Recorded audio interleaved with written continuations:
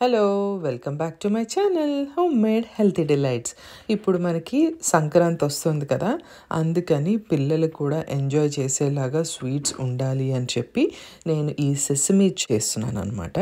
Sesame seed చాక్లెట్కి నువ్వుల చెక్కీకి చాలా తేడా ఉంది. మీరు వీడియో పూర్తిగా చూడండి, చూసి దీన్ని ట్రై చేయండి.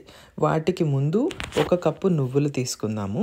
1 కప్పు నువ్వులు తీసుకొని ప్యాన్లో వేసుకుంటున్నాను.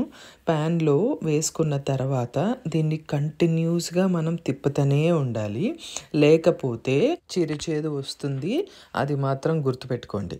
సో మనం దీన్ని కంటిన్యూస్గా తిప్పుకుంటా లైట్ బ్రౌన్ కలర్ వచ్చేంత వరకు దీన్ని ఫ్రై చేసుకోవాలి. నాకు 5 మినిట్స్ తర్వాత మంచి స్మెల్ వస్తుంది.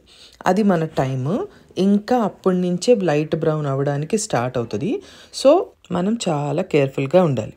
ఆ తర్వాత నువ్వులన్నీ లైట్ బ్రౌన్ కలర్లోకి వచ్చేసినాక స్టవ్ ఆఫ్ చేసేసి ఒక ప్లేట్ తీసుకొని దాని మీద పోసుకొని ఆరబెట్టుకోవాలి. ఇప్పుడు అదే ప్యాన్ని స్టవ్ మీద పెట్టుకొని మనము 1 కప్పు బెల్లం తీసుకుంటున్నాము. బెల్లం లేదా షుగర్ కూడా తీసుకోవచ్చు, బ్రౌన్ షుగర్ ఏదైనా తీసుకోవచ్చు. బెల్లం ఎప్పుడైనా చిన్న చిన్న ముక్కలుగా ఉండడానికే ట్రై చేయండి, లేకపోతే మొత్తం మాడిపోతుంది, టేస్ట్ కూడా పోతుంది. సో దీన్ని చిన్న చిన్న ముక్కలు చేసుకున్నాక ఇప్పుడు దీనికి చాలా కొంచెమే వాటర్ వేసామా లేదా అన్నట్టు కొంచెం వాటర్, ఆ బెల్లం జస్ట్ కరగడానికి మాత్రమే వాటర్ పోసుకోవాలి. వాటర్ పోసుకున్న తర్వాత దాన్ని తిప్పుతూనే ఉండాలి. ఇన్ కేస్ ఇక్కడ ఇంకొక టిప్పు, వాటర్ ఎక్కువైపోతే మనకి బెల్లంలో ఉన్న స్వీట్నెస్ కూడా తగ్గిపోతుంది. సో అది కూడా బాగా గుర్తుపెట్టుకోండి. వాటర్ తక్కువే వేయాలి, మ్యాక్సిమం బెల్లం చిన్న చిన్న ముక్కలుగానే తీసుకోవాలి. ఆ తర్వాత దీన్ని కూడా కంటిన్యూస్ తిప్పాలి. తిప్పిన తర్వాత మనం కొంచెము ఇలాచీ పౌడర్ వేసుకోవాలి. దీంట్లో ఒక 3-4 వాటిని దంచేసి వేసుకోవాలి. ఇప్పుడు దీనికి తేడా ఏంటంటే ఇది లైట్ స్ట్రింగ్ లానే రావాలి, ఎక్కువ ముదిరిపోకూడదు. ముదిరిపోతే అప్పుడు చెక్కీకి చాక్లెట్కి తేడా ఉండదన్నమాట.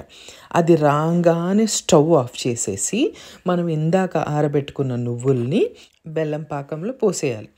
పోసేసినాక ఇప్పుడు ఉండలు కట్టకుండా ఫాస్ట్గా కంటిన్యూస్గా తిప్పుతూనే ఉండాలి. 5 నిమిషాల పాటు. మనం స్టవ్ కూడా కట్టేసాము, అది గుర్తుపెట్టుకోండి.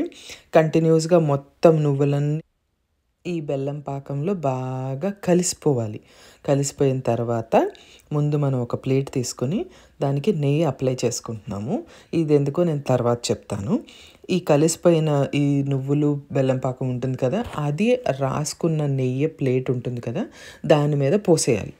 పోసేసినాక ఈవెన్గా దాన్ని స్ప్రెడ్ చేసుకొని దాన్ని ఒక్క 5 మినిట్స్ ఆరనివ్వాలి. ఆరిన తర్వాత అప్పుడు ఒక నైఫ్ తీసుకొని మనం ఇలాగ ముందుగానే ఘాట్లు పెట్టేసుకోవాలి. అప్పుడే మనకి మొత్తం అంతా ఆరిపోయిన తర్వాత ప్లేట్లో నుంచి ఈజీగా వచ్చేస్తాయి. నెయ్యి కూడా మనం అందుకే రాసుకున్నాం, అస్సలు కష్టపడకుండా వచ్చేస్తాయి. ఒకవేళ ఇన్ కేస్ ఇది గనక దానికి అతుక్కుపోయి ఉంటే ఈ ప్లేట్ని మనం ఒక్క నిమిషం స్టవ్ మీదో మైక్రోవేవ్ మీద ఎక్కడైనా పెట్టుకుంటే ఆ వేడికి మళ్ళీ చక్కగా ఊడొచ్చేస్తాయి. అంతే, మన నువ్వుల చాక్లెట్ రెడీ అయిపోయింది.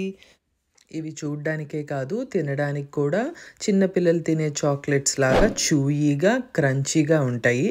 చాలా బాగుంటాయి, ట్రై చేయండి. Thank you, bye.